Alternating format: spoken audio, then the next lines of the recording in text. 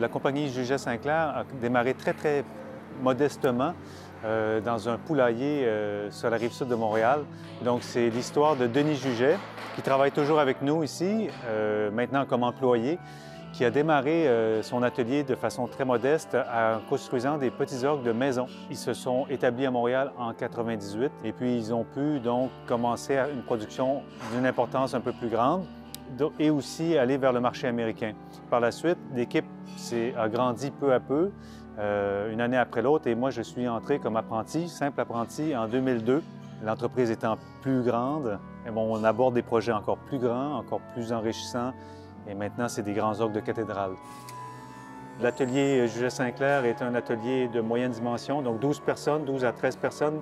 On a une équipe de 2 à 3 tuyautiers, donc qui fabriquent les tuyaux de métal. On a 2 gestionnaires, donc moi et mon partenaire. Et puis on a une équipe de dessin aussi, donc nous sommes 3 à chapeauter le dessin technique, la conception. On a les autres ouvriers qui vont être des ébénistes, des menuisiers ébénistes, des mécaniciens un peu plus, des machinistes. Tous ces gens, on les appelle des facteurs d'orgue. Ils ont la compétence de comprendre les diverses parties de l'instrument. Donc, même un menuisier ébéniste va devoir comprendre comment on assemble un orgue tôt ou tard. Donc, c'est pour ça qu'ils développent des compétences qui sont bien plus poussées que le simple ébéniste, à la limite en musique même.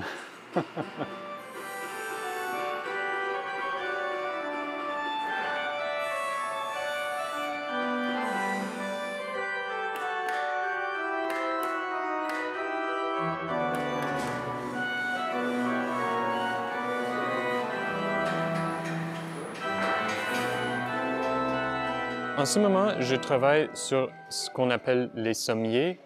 Si les soufflets de l'orgue sont comme des poumons, les sommiers, c'est un peu comme les cerveaux.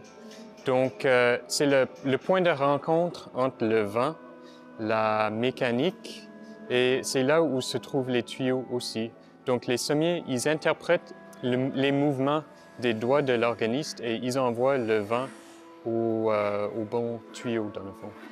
La plus grosse différence pour travailler le bois pour l'orgue, comparé avec peut-être les meubles, par exemple, c'est vu que c'est un concept global, toute l'orgue est dessinée sur l'ordinateur, il faut vraiment qu'on reste précis jusqu'au millimètre pour assurer que ces morceaux, par exemple, ils vont rentrer à leur place bien comme il faut, parce que c'est quelqu'un d'autre qui a fait l'emplacement, la structure qui va tenir les sommiers séparément. Donc, on se fie aux autres que tout le monde a suivi les plans jusqu'au millimètre dans le fond. La genèse d'un instrument, c'est vraiment lors de la visite des lieux. On se déplace, on va les rencontrer, on visite le site, on analyse, on écoute leurs besoins liturgiques, leurs besoins au niveau des concerts aussi. Donc, nous avons été choisis pour la construction de 3 orgues pour la cathédrale du Sacré-Cœur de Richmond, en Virginie, aux États-Unis. On parle d'un petit orgue coffre, on parle d'un orgue de chœur, donc d'une vingtaine de jeux, situé dans le chœur de la cathédrale pour les petits offices et puis pour accompagner la chorale. Et puis le grand orgue, alors là, on parle de 2 ans de travail pour une équipe de 12 personnes. On parle d'un instrument qui fait plus de 12 mètres de haut, bon, on parle de 6 mètres de large, c'est un grand projet. Des tuyaux qui sont en grand nombre, donc des fois on a seulement quelques centaines de tuyaux, des fois on a des milliers de tuyaux. Donc l'orgue qu'on est en train de faire comporte plus de 4000 tuyaux. Et donc tout ça commence ici avec la coulée, donc on a un creuset où on fait fondre le métal, où on fait notre alliage. Et il y a un granit donc de 5 cm d'épais sur lequel on coule des feuilles qu'on roule et qu'on stocke ici. Et ça, c'est un pied de tuyau. Donc, on travaille avec des mandrins. Des mandrins, donc, ce sont des formes sur lesquelles on va battre le métal pour l'arrondir. Donc, tout ça est fait à la main. C'est ici qu'on va aussi monter l'orgue, donc assembler l'instrument.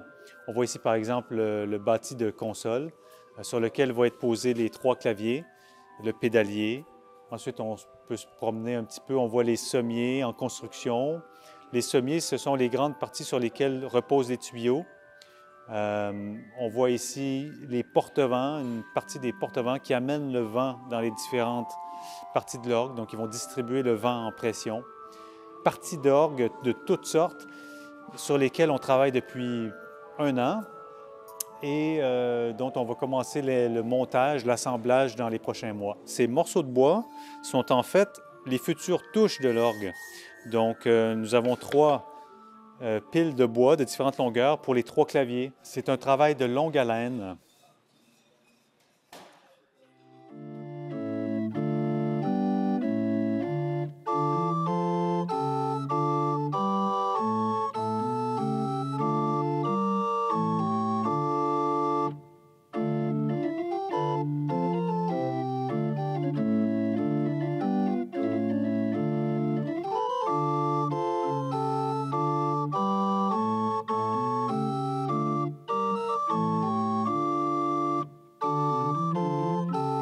Donc, la facture d'orgue est un petit marché.